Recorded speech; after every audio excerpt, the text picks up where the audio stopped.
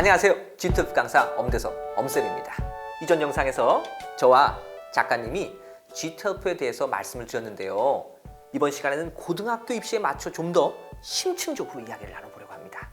먼저 이전 영상을 아직 못 보신 분들을 위해 작가님 간단한 소개 부탁드릴게요. 안녕하세요. 우리 아이 인서울대학 보내기의 저자이면서 중고등 자녀교육 골든타임을 잡아라의 대표 저자 박원주입니다. 저는 중학교와 고등학교에서 영어 교사를 지냈고 현재는 영어 교육과 자녀 교육에 대해서 소통하는 작가로 활동하고 있습니다. 작가님 요즘 정말 바쁘시죠? 네. 입시 제도가 이렇게 시시각각으로 변하고 있어서 자녀 교육과 입시에 대해서 궁금해하시는 학부모님들이 많으십니다. 그래서 많은 문의를 받고 있는 중이죠. 그러시구나. 네. 그리고 엄대섭 선생님께서도 요즘 많이 바쁘시지 않으세요? 네, 사실 요즘 저도 G투에 대한 문의가 많아져서 학생들하고 여기에 관해서 주로 상담을 많이 하고 있는데요. 자, 그럼 오늘의 메인 주제 영어 입시 동향에 대해 말씀 나눠보겠습니다. 작가님, 우선 영어 입시 동향에 대해 간단한 설명 부탁드립니다. 네. 우선 수능 영어가 절대평가로 시행되고는 있지만 난이도가 계속 오르고 있고 그리고 지문도 까다롭고 여전히 출제 범위도 광범위한 편입니다. 수능 영어의 난도를 조금만 높여서 출제하게 되면 1등급의 비율이 5% 이하로 떨어지는 경우도 있을 정도이니 수능 영어가 절대평가라고 해서 안심할 때가 아닙니다. 그렇군요. 네. 그러면 2022학년도 대입은 이전 대입에 비해 어떤 점이 다른가요? 2022학년도 대입 전체 선발 인원은 2021학년도 대입에 비해서 감소했는데 이는 응시 인원의 자연 감소에 따른 조치로 보입니다. 2022학년도 대입에서 특히 눈여겨볼 점은 정시 선발 비중이 크게 증가했다는 점입니다. 서울 주요 대학의 정시 선발 인원은 30% 이상인데요. 많은 곳은 40%가 넘는 곳도 있습니다. 네. 그런데 정시 모집 선발 인원의 확대 추세가 나타나고 있음에도 여전히 서울시 주요 대학에서는 또 수시 전형의 비중도 역시 높은 상황입니다. 그래서 학생들이 내신과 수능 두 가지를 모두 고려할 것인지 혹은 한 가지를 선택해서 선택과 집중을 할 것인지 정해야 되는 상황이 되고 있습니다. 그렇군요. 그럼 정시와 수시 어느 쪽에 집중해야 될지 수험생들이나 학부모님들 모두 갈팡질팡 혼란이 있을 것 같은데요.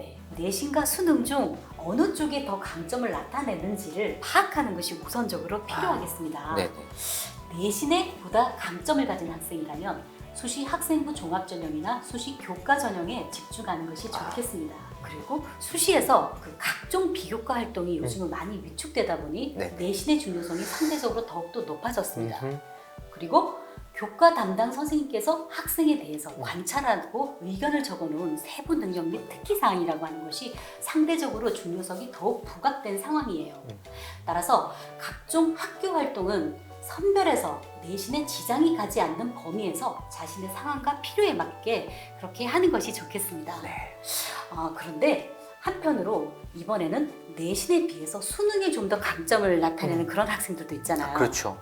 이런 학생들은 수능 위주로 하는 정시 전형에 좀 더 집중하는 것이 좋겠습니다.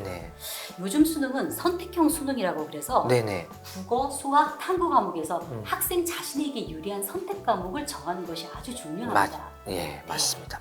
또한 수학이나 탐구 과목에서 대학별로 지정한 과목이 있는 경우도 있고 또한 가산점을 주는 경우도 있으니까 지원을 희망하는 대학의 정시 모집 요강을 잘 살피셔서 선택 과목을 알맞게 정하는 것이 좋겠습니다. 내신을 3학년 1학기까지 끝까지 챙기는 전략을 취하면서도 내신 기간에는 내신 공부를 하지만 내신 기간이 아니거나 방학 기간에는 수능 공부를 하는 두 가지 전략을 가져가는 게 좋지 않을까 하고 생각합니다. 이전에 말씀드린 그 G텔프도 하나의 방법이 되지 않겠나 하고 생각해요. 그렇군요. 근데 저도 이 작가님과 마찬가지로 교사 생활을 해본 적이 있거든요. 근데 우리 애들 진짜 공부하기 싫어하지 않습니까? 너무 싫어하죠. 사실 공부하는 거 좋아하는 애들은 정말 드물거든요. 대부분의 학생들이 공부를 너무 힘들어하고 싫어하는데요. 그런데 또 공부는 해야 하니까 그게 다들 고민인 것이죠. 그래서 제가 준비했습니다. G텔프 영어 경시대회를 해야 하는 이유. 우리 학생들, 선생님들, 학부모님들 주목해주세요. G텔프를 하면 어떤 장점이 있을까요? 학생들이 어려워하는 어법과 관련해서 말씀드려볼게요. 일단 GTLF에 주로 나오는 어법이 가정법, 시제, 조동사, 투부정사, 동명사, 연결어, 관계사 등등이 있는데 우리 학생들이 어려워하는 관계사를 한번 예를 들어보겠습니다. 관계대명사, 뭐 선행사, that, which, whose, 콤마 너무 많은 용어들이 사실 헷갈리잖아요. 예전에 학교에서 학생들을 가르쳤을 때 다들 어려워했던 경험이 기억이 나는데요. 2020학년도 수능 문제를 보시면 관계대명사의 계속적 용법을 묻는 문제가 나오죠. 이렇게 계속해서 관계대명사 문제가 나와요. GTLF에서도 관계대명사 문제가 계속해서 출제됩니다. 많은 학생들이 어법 문제를 근데 해석으로만 풀려고 하고 일단 첫 줄부터 해석을 하는데 사실 해석이 안 되잖아요. 그 왠지 그냥 다 많은 어법인 것처럼 느껴져서 뭐가 틀린지 구별도 못 하는데 이 접근법을 좀 바꿔서 해석이 아닌, 왜냐하면 해석에 자신이 없으니까 일단 해석이 아닌 문항 앞뒤의 문장을 보고 끼워 맞추는 그런 훈련을 했으면 좋겠습니다. 특히 GTLF의 문법은 이런 연습을 하기에 최적화되어 있거든요. 단호히 말씀드립니다. 어법 문제는 영어 문제가 아니라 퍼즐이다. 이렇게 접근을 하고 공부를 좀 즐겼으면 좋겠고요. 수험생들 중에는 아예 어법을 그래서 포기하는 경우가 있는데 절대 포기하지 마시고 GTLF를 통해서 어법을 잡을 수 있다. 반드시 그렇게 생각해 주셨으면 좋겠습니다. 다음으로 듣기 문제인데요. 수능 체제가 개편됨에 따라서 이 듣기 영역도 다양한 영역과 다양한 지문에서 출제가 되고 있어서 철저한 대비가 필요한데요. GTLF 듣기를 통해 꾸준한 듣기 연습과 딕테이션 받아쓰기라고 합니다. 딕테이션 비슷한 유형의 문제를 많이 풀을 수가 있죠. 선생님 영어 쌤이셨는데 다 알고 계시잖아요. 그렇죠? 죄송합니다. 이렇게 교과 과정 수능과 GTLF의 관계를 알아보았는데 끝이 아닙니다. 자, 나머진 박 작가님이 설명해 주시겠습니다. GTLF의 경우 경시대회 형태로 각 학교에서 치러집니다. 네네. 높은 점수를 얻어서 입상하는 학생들은 경시대회 결과가 수상 실적이 되어서 학교생활 기록부에 기재됩니다. 네네. 많은 학생들이 경시대회 입상을 바라지만은 시간, 장소, 비용 때문에 포기했었습니다. 그런데 GTLF는 신청만 하면 방과 후나 특별활동 시간에 시험을 치를 수 있고 아주 빠른 시일 내에 성적이 공지됩니다. 완전 꿀팁이네요. 네. 네네. 그리고 사실 대입뿐만 아니라 곧바로 공무원 시험이나 경찰 시험을 준비하는 학생들도 요즘 참 많잖아요. 네네. 그런데 이런 많은 공무원 수험생들이 GTLF로 영어 검정을 받고 맞아요. 전공 과목에 집중하고 있습니다. 맞습니다. 최근 공무원들 수험생들 사이에서 GTLF에 대한 수요가 늘다 보니까 저도 정말 이 노량진 등등을 비롯해서 많은 곳에서 상담 신청을 받고 있는데요. 자, 그럼 지금까지 GTLF에 대해서 알아보았고 계속해서 2022학년도 수능시험 작가님 어떻게 보십니까? 우선 2022학년도 대입에서는 수능 위주의 전형이 30% 이상으로 확대가 되었습니다. 네. 이러한 추세는 2023학년도 대입까지 늘어날 것으로 보입니다. 네. 앞서서 말씀드린 대로 수시 전형도 역시 중요하지만 또한 정시가 다시 중요해지고 있습니다. 그렇습니다. 네. 그리고 영어 수능에서도 우리가 눈여겨볼 점이 있습니다. 네. EBS 연계율이 기존 70%에서 50%로 하락했다는 맞습니다. 점입니다. 네네.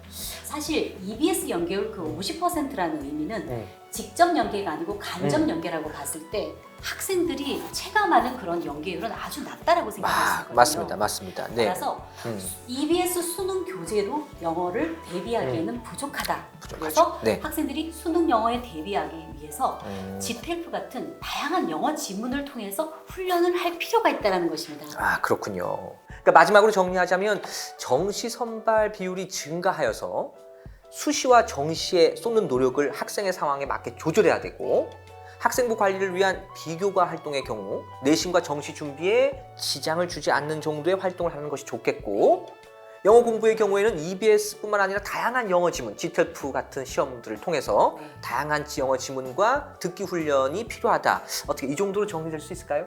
네, 맞습니다. 네, 좋은 말씀 감사드립니다. 마지막으로 영상을 보고 있을 학생들이나 학부모님들에게 우리 유명하신 박 작가님이 한 말씀 해주신다면? 수능 영어가 절대 평가라고 해서 절대로 안심하면 안 됩니다. 수능 영어는 어휘가 어렵고 문장 구조가 복잡하며 여러 분야에서 출제되고 있으니 결코 만만한 시험이 아닙니다. 그렇죠. 수능 날까지 영어는 놓지 않고 꾸준히 공부하실 것을 권해드립니다. 감사합니다. 이 영상을 보시고 꼭 대학 입시와 이루고자 하는 일이 잘 되셨으면 좋겠습니다. 지금까지 도움 말씀에 박원주 작가님, 저는 GTLF 강사 엄대섭이었습니다. 감사드립니다. 감사합니다.